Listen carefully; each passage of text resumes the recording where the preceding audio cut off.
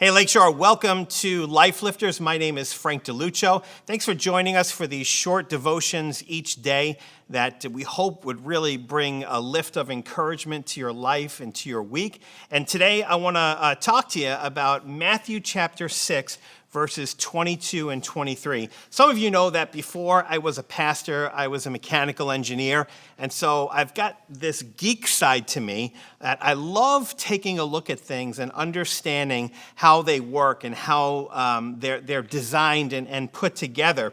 And one of the things that I'm fascinated by is the way that God created our eyeballs. If you think about the eye for a moment, it is an organ that allows us to see people and objects around us, and it is so complex the way that it's designed. You think about all the different components of the eye working together that allow it to move. It has the ability to clean itself. It can open and close, and it takes in light and allows us to focus on objects and allows us to see things because it works together with our brain.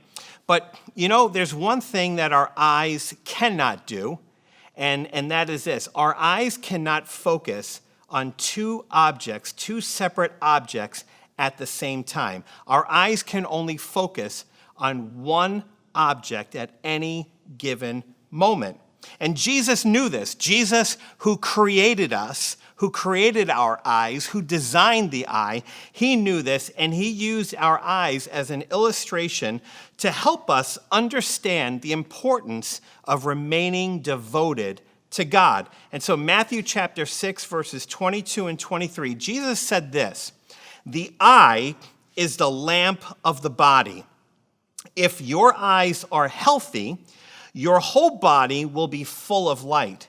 But if your eyes are unhealthy, your whole body will be full of darkness.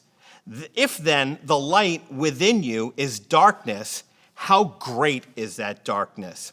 You see, the Greek word that is translated into English as healthy, it can also mean perfect, complete, wholeness, or singular.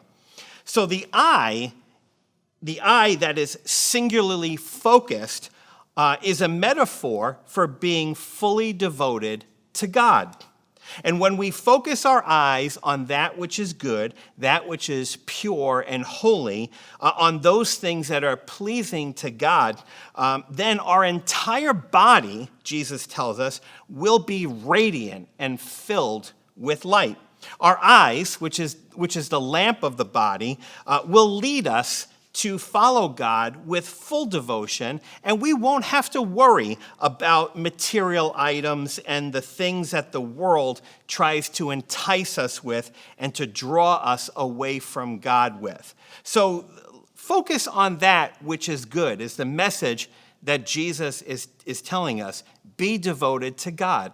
But then he contrasts this by saying this, "But if your eyes are unhealthy, your whole body will be full of darkness.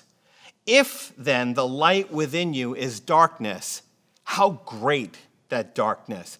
And that last statement, how great is that darkness? It's not a question, it's an emphatic statement that Jesus is saying. You see, the word unhealthy in verse 23 can also mean imperfect, evil, or morally corrupt.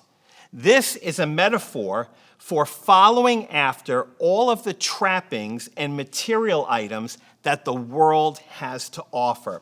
So Jesus is telling us that if we focus our eye on what the world has to offer, that which is evil or corrupt, then our entire body will be filled with darkness.